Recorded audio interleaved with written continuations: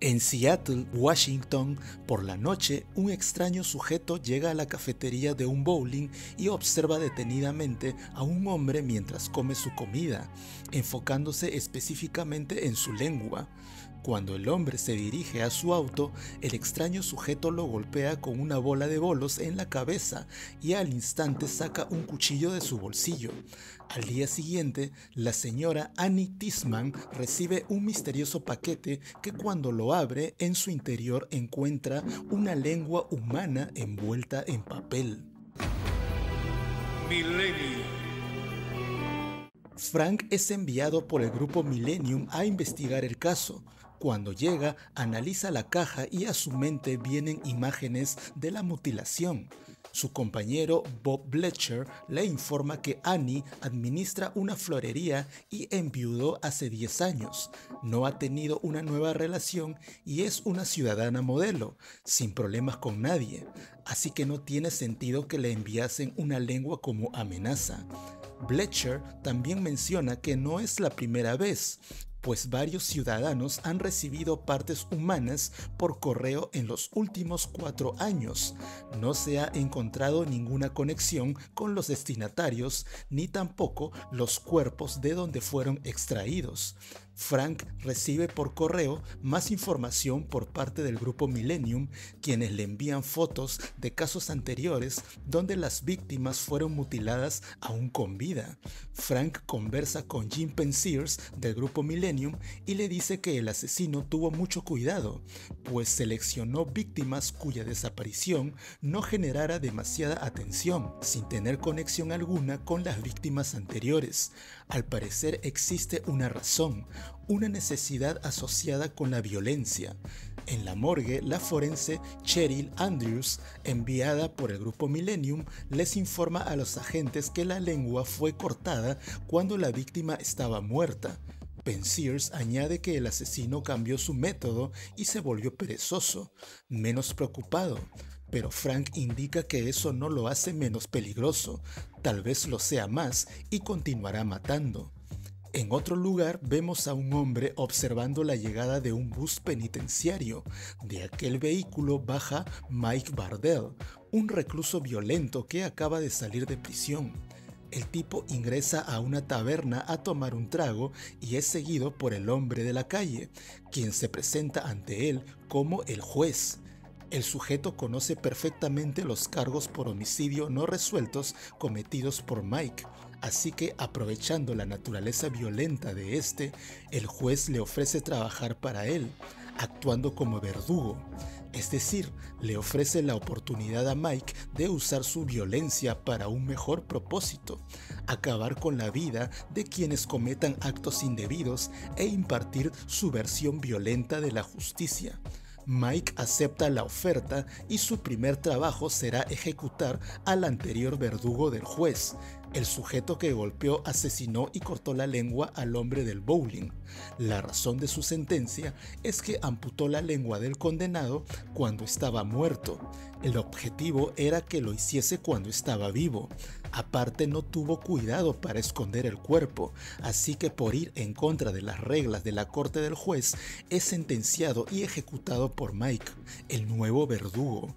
Por otro lado, Catherine, la esposa de Frank, le informa que en su trabajo, una consejera que trabaja en el caso de Annie Tisman le dijo que el esposo de la mujer fue enviado a prisión por robo hace 12 años, pero fue muerto en la cárcel antes de que el caso fuera resuelto.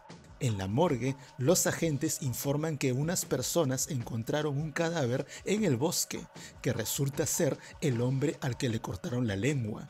Según la información de los agentes, el cadáver pertenece a Jonathan Mellon, un exoficial de policía. Paralelo a esto, otro cadáver llegó a la morgue, que fue encontrado muerto entre los rieles de un ferrocarril.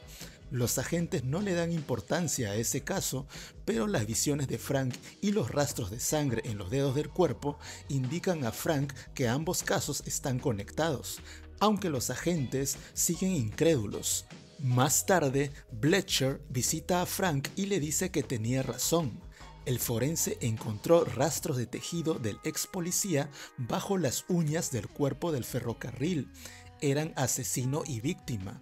Bletcher indica que el nombre del asesino era Carl Nierman, un ex convicto que en libertad no volvió a tener cargos por algún delito, aunque el caso parece resuelto, pero Frank sospecha que alguien más está involucrado en esto, alguien que le ordenó qué hacer al homicida. Mientras tanto, el juez ordena a Mike atrapar a un hombre que provocó la muerte de una anciana debido a una negligencia. La sentencia para el culpable será la amputación de una de sus piernas mientras siga con vida. Mike le dice al juez que podrían ampliar su corte legal con más integrantes, pero el juez le menciona que lo suyo no es una corte como las demás. Es más pura, más profunda, es la verdadera forma de hacer justicia, pero bajo las sombras. Luego Mike sale a la carretera y con engaños atrapa al sujeto. Más tarde, la pierna del condenado es encontrada dentro de un paquete en un depósito postal. En la morgue, los agentes creen que fue Nierman el que envió ese paquete antes de morir, pero Frank indica que es otro asesino quien cortó esa pierna, pues el patrón es diferente. Igual al modo antiguo, donde se mutilaba a la víctima aún con vida, algo que Nierman no hizo cuando cortó la lengua del ex oficial. Por las pruebas, Frank determina que la víctima aún sigue viva. Más tarde, Pensiers le informa a Frank que el ex oficial asesinado fue testigo en el juicio del esposo de la señora Tisman y la condena del hombre se dio por el falso testimonio del policía, lo que da sentido al tipo de castigo que recibió este y por qué fue enviada su lengua como símbolo de justicia hacia las manos de la señora Tisman. Frank cree que alguien corrige los errores judiciales y que este sujeto dirige al asesino o asesinos. El análisis de tierra que encontraron en la media de la víctima lleva a los agentes a un pantano donde encuentran a la víctima sin vida. Las evidencias indican que la víctima intentó sobrevivir, haciéndose un torniquete para parar la hemorragia, pero la pérdida de sangre fue demasiada y murió. Frank cree que son las órdenes de la ejecución y que el asesino sigue un protocolo, las órdenes de un controlador, quien aprovecha el alto nivel de violencia y la ingenuidad del homicida para hacerle creer que lo que está haciendo es una especie de justicia alternativa y así redimir sus pecados, determinando que otro ex convicto está siendo usado como verdugo. Así que basándose en eso, Frank y Bletcher inician la búsqueda del homicida en un bar, donde Frank observa ingresar a Mike y por su aspecto demacrado y algunos otros detalles, determina que él es el asesino, añadiendo que el tipo sabe que ellos lo están buscando, así que deciden esperar que ingrese a su auto y los lleve con su controlador. Mike, nervioso, se comunica con el juez y le dice que unos oficiales están tras él, pero el juez le dice que bajo su protección nunca lo atraparán y que los oficiales no lo buscan a él, sino a quien da las órdenes. El juez menciona que desea conocer al hombre que intenta atraparlo y sabe que los agentes lo encontrarán, así que le ordena que tome su auto y conduzca a su casa, y que no se preocupe, él lo protegerá.